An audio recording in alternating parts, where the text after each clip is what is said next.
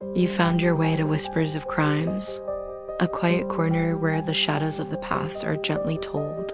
Here, we speak of real crimes and mysteries, not to shock or scare, but to wonder, to reflect, and maybe to help you fall asleep. So close your eyes, let your thoughts slow down, and come with me into tonight's case.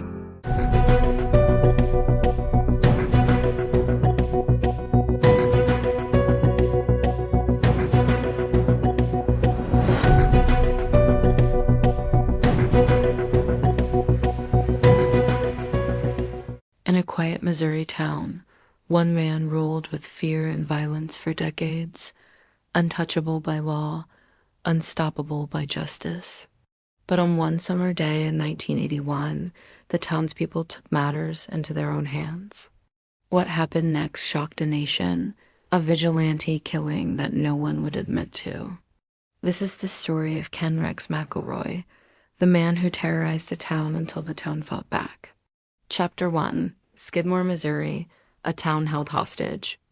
In Nottoway County, northwest Missouri, lies Skidmore, a small, close-knit farming community that, in the late 20th century, was known for its peaceful, rural lifestyle. But beneath this calm facade was a growing tension, a simmering unrest caused by one man who seemed above the law, Rex McElroy.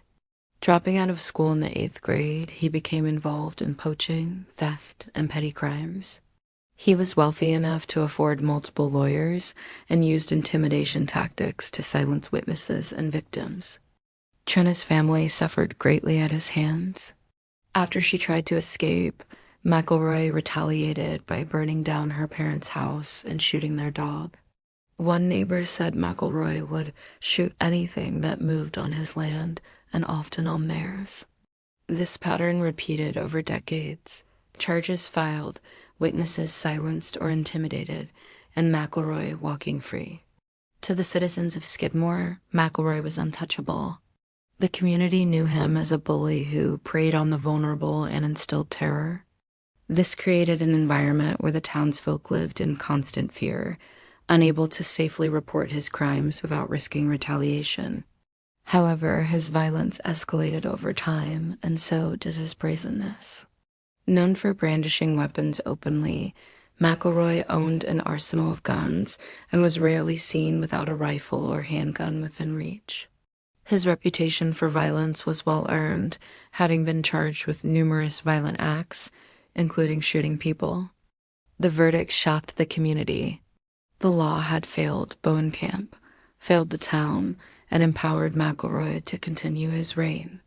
Law enforcement officers openly admitted their inability to protect the Bowenkamps or other residents from McElroy's intimidation.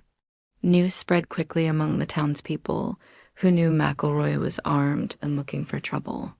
What was discussed inside has never been publicly confirmed, but the gathering reflected a community pushed beyond its limits. The law had failed them repeatedly, and fear had given way to anger and desperation. Despite dozens of people nearby, no one would speak to law enforcement, maintaining a near-perfect wall of silence. Some even claimed they hadn't heard the shots. Bowenkamp caught McElroy's children stealing from his store. When McElroy confronted Bowenkamp about it, a confrontation erupted. When the shooting stopped, McElroy lay dead in the driver's seat. Trina was unharmed. Bowenkamp survived but was seriously wounded. When McElroy was charged with attempted murder, many expected swift justice. However, the trial revealed the depth of fear gripping the town. Witnesses were reluctant to testify against McElroy, and jurors were reportedly intimidated. McElroy's powerful lawyers exploited every legal loophole. It seemed the entire town was united in protecting the shooter, or shooters, from prosecution. The community had endured years of fear, violence, and lawlessness. When formal justice systems fail to protect citizens, what recourse do people have? Many contend that while McElroy's death was unlawful, the town's silence was an act of survival. Each time, legal outcomes seemed too lenient, either through jury nullification or witness intimidation, and McElroy would resume his reign of terror. To the people of Skidmore, it was clear the law would not protect them. Law enforcement was left with frustratingly little evidence, no eyewitness testimony, and no confessions. The McElroy case has inspired books, documentaries, and debates about justice, fear, and power. The town's refusal to name the shooter reflects the loyalty and desperation of a community that had been pushed to the brink. The town continued to face challenges and tragedies, but the death of Rex McElroy ended a dark chapter in its history. The McElroy case remains a cautionary tale about the balance between justice and order. Trina McElroy, who was the only person known to have seen the shooter, never publicly revealed who fired the fatal shot. Agents interviewed hundreds of people, scrutinizing alibis and timelines. But the investigation was stymied by the townspeople's refusal to cooperate. Witnesses claimed they were scared, loyal to their community, or simply unwilling to snitch on their neighbors. McElroy became infamous for his criminal escapades: theft, arson, assault, and threats that cast a long shadow across the town. Over the course of his adult life, he was reportedly involved in over 20 criminal indictments. And the lengths people will go to protect themselves when the system fails. Born in 1934 into a very large family, 15th of 16 children, McElroy's early years hinted at the trouble that would follow. What made McElroy so terrifying wasn't just his criminal record, but how he wielded his influence and wealth to manipulate the system. His repeated brushes with the law failed to stop him. Chapter 2. The Man Behind the Menace, Rex McElroy's Life of Crime. Ken McElroy was more than a simple criminal. He was a man who weaponized fear.